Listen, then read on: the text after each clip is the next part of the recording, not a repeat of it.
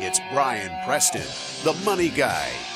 All right, here's the next one, Brian. This is from Punch King 123. Must be either a boxer or someone who really loves punch. I hear the advice to consider your marginal tax rate for deciding between Roth and traditional. Where does effective tax rate fit in? Here's the real question I like, and I want to talk a little about this.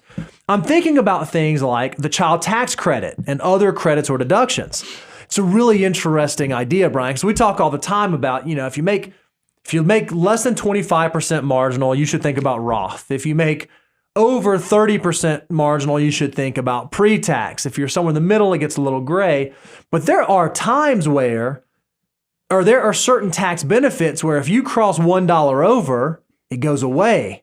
Or if you cross into that next level, you trigger a different type of taxation, or you cross into a different marginal tax bracket. When you're making financial decisions, how do you approach those? And how do you think about those? Or do you not worry about it? Do you not think, especially like refundable credits, is that something that should be in your radar or should not be in your radar? If we have stimulus programs, is that something we should think about from a tax perspective or just completely ignore altogether? I feel like today the theme is incremental decision making and how do you become a good decision maker with your money on the critical thinking skills. Both of these marginal rates, meaning according to the government, and you can do federal plus your state and local taxes, what is the taxation on that very next dollar? That's kind of what marginal rates are. Effective rate is you take your total income, you compare to what you paid in taxes, and you kind of just divide it out, and it just gives you an average of what your rate is as an average that you paid on your taxes.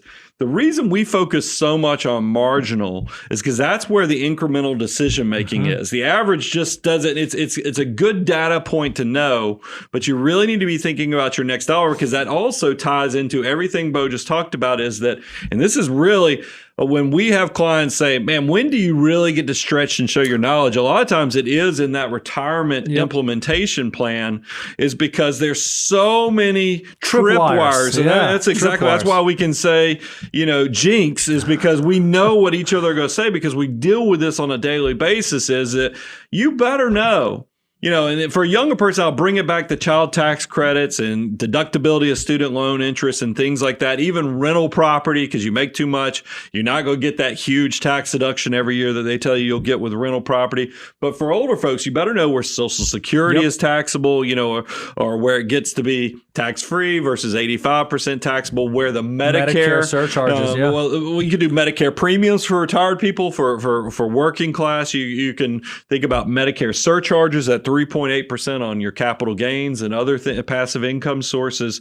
You better know where all these variables are. So every dollar that comes in your possession, you can say, what are the tax impact for that next dollar? Because that's what I kind of go through this whole filter checklist in my head when I'm looking at income. I go, okay, I know that next dollar is going to be taxed at this level, and I better look at the federal marginal rate. I better look at the state marginal rate. Do they have local income taxes? Let's put that in there. And I say, okay, what's the next tax rate marginal bracket, or where's the next marginal bracket down? Because maybe there's some behavior I can do that lowers me down to get below it. And then I start thinking about all the tax credits, all the deductible interest that have income phase outs. And then I say, how close are we to these things? And can I, through incremental decision making on the way I do my financial behaviors, push my income down, or do I need to be aware of this so I don't go $1 over? It's like Price is Right, where this thing goes away completely and you lose. I know, and this is what I hate talking to financial meetings about. This is why we are nerds. I mean, this is because this stuff, I think the typical person, their head has already exploded. They've cut this highlight clip off because, holy cow, what is he talking about? But this is the part of being a financial mutant. You have to do your homework and kind of know where all those things are. Because Punch King, literally, you will feel like you're punched in the head if you're not paying attention to all these variables. And that's why I always tell people, I want you to keep your financial life as simple as possible. But I know it is going to get complicated just through your success. I mean, that's why people go, why would you hire a financial planner? And I'm like, I'll just buy VOO forever. And then I'll just, these financial planners, they're ripping people off. And I'm like, oh, just wait. Just wait. It's going to, because you're not going, you just watch this highlight clip of all these factors that come your way. You're like, man, I need a co-pilot on this. And that's the part that Punch King, I hope I've at least have given you enough breadcrumbs so you can start doing your research. But this stuff does get detailed and has a lot of variability to it. Here's, this is just a little tidbit. What's so sad is that a lot of folks don't think about this until it's time to file their taxes.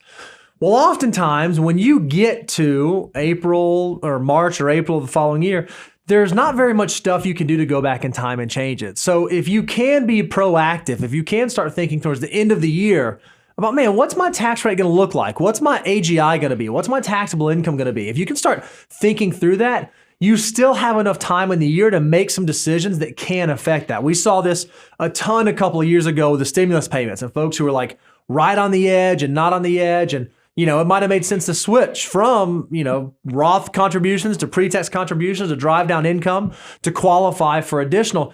If you really want to be a financial meeting, you kind of have to think through that, but you have to think through it early. You can't wait until the last hour because odds are you're not going to be able to go back and change that or affect that.